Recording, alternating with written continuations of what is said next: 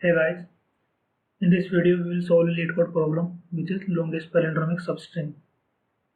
The problem statement is given a string S and we need to return the longest palindromic substring in S. As we can see in the first example, the input string is BABAD and the output will be BAB because this is the longest palindromic substring. Now let's see how we approach this problem. So a string is palindromic if it reads the same forward and backward. For example, if we take the string ABC, reverse it, we get CBA, which is not equal to ABC, so it is not palindromic. But on the other hand, the string ABA is palindromic because its reverse is also ABA. So for a given string, if we take two indexes, the starting index of the substring will be I and the ending index of the substring will be J. Then the length of the substring will be j minus I plus 1. Pij will be true if substring from index I to j is palindromic, otherwise Pij will be false. Now let's consider the substrings with length 1. In this case, the starting and ending index of the substring will be same, so I will be j. And if we take any substring with length 1, they all are palindromic because they will read the same forward or backward. So Pii will always be true. Now let's consider the substrings with length 2. So if the length is 2, then j will be I plus 1. The substring with length 2 will be palindromic if both these characters will be same. So that's why if Si is equal to Si plus 1, that means Pii plus 1 is true. But if Si is not equal to Si plus 1, then Pii plus 1 will be false. The substring as ij from index I to j will be palindromic if si is equal to sj, that means both the characters at the end are same, and the remaining substring is palindromic, that means pi plus 1 j minus 1 is true. Now let's take this example. We need to return the largest palindromic substring, which will be bd db and the length will be 4. This is our 2D array P, which we have already discussed here. And we are given this string. Now first, let's consider the substrings with the length 1. So all 4 substrings of length 1, the value of I and j will be same, and we have already seen that all substrings of length 1 are palindromic. So we will do P00 as true, P11 as true, and so on. Now let's consider the substrings with length 2. For these substrings, j will be I plus 1, and that will be palindrome if those two characters are same. So if we see P01, that is substring AB, but here A and B are not equal, so it will be false. But if we see P23, P23 will be this DD, since both characters are same, so P23 will be true. So we can fill this 2D array. We consider length equal to 3. So let's consider this substring from 0 to 2, which is A, B, D.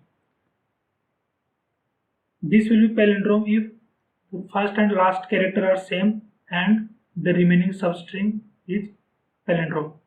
That means P02 will be true if S0 is equal to S2 and P11 is true. But the character at index 0 and character at index 2 are not same, so it will be false. P11 is true, but since it's false, then the P02 will be false. If we consider the string from index 4 to 6, that means string BEB, here the first and last character are same, both are B, and the remaining substring is from index 5 to 5, and we already know P55 is true. Here P55 is true, and S4 and S6 are same, so P46 will be true. So we put true here. Now let's consider substrings of length 4. Let's take example of substring from index 1 to 4. That will be palindromic. Character at index 1 and 4 are same, and substring from index 2 to 3 is palindrome. And we see as1 is B and as4 is B, both are same, so it is true. And P23, we have already calculated P23, which is true, so true and true will be true. Similarly, we will see for length 5. So we won't find anything true for length 5, and we will do the same for length 6 as well, and for length 7 as well. Now while doing that, we find that the maximum length for which we found any palindromic substring is 4. So we can return this substring. Yeah, enough with that. Now let's start coding. First of all, let's put the length of a string s into a variable, and the length n will be s dot length. Now we need to create a 2D array P, I will say, and which will be boolean. Boolean P will be new int. Now we will go from length 1 to length n.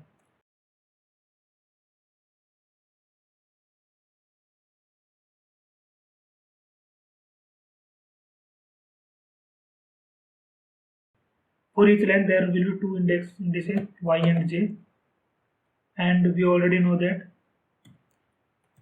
length will be j minus I plus 1. Here if we find the value of j, then j will be I plus length minus 1. And since I and j both are indices, so j should be less than n. That means I plus length minus 1 less than n. If we solve it further, we will find I should be less than n minus length plus 1. That means I should be less than equal to n minus length. And obviously I should be greater than equal to 0 since it's an index. So we will have a loop for I which will be from 0 to I less than equals to n minus length and I plus plus. And we can create j, and j will be I plus length minus 1. Now if length is 1, that means we have only one character in the string, and that will always be palindrome. So we can say P I j is true, else if length is 2, then this will be palindrome if character at position I, that means s dot char at I is equal to character at position j, char at j, else this will be palindrome if both these characters at position I and j are same. That means this.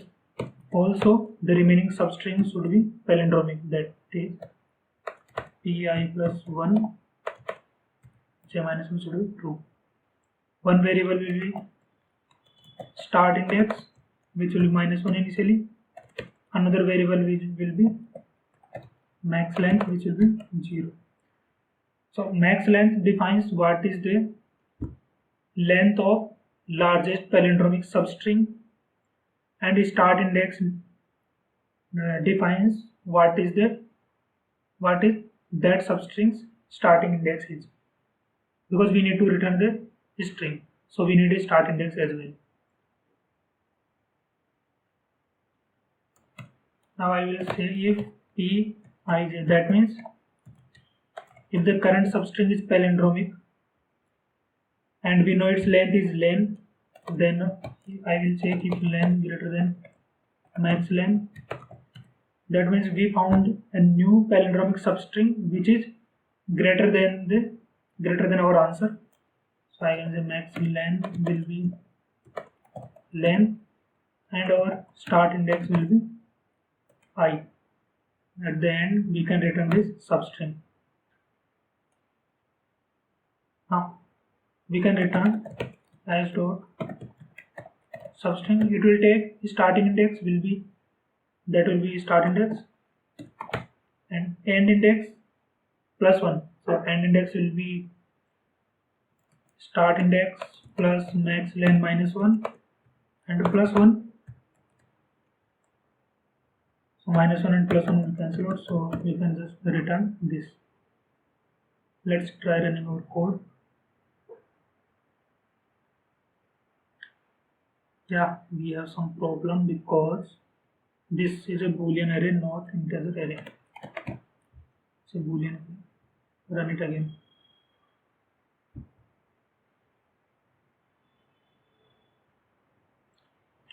Okay, on line number 22. Yeah, char at t should be small. Here as well, t will be small. Let's run it again. Submit the solution.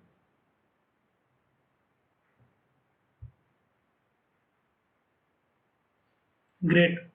So our solution just got accepted. Now let's see what is the time and space complexity of the solution.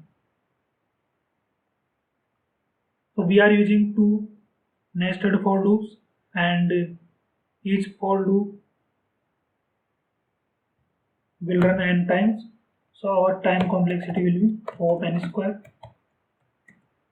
and we are creating a 2D boolean array here with height n and width n. That means total space will also be O of n square. O of n square. So our time and space complexities will be O of n square each. That's it for now. I will see you in another video.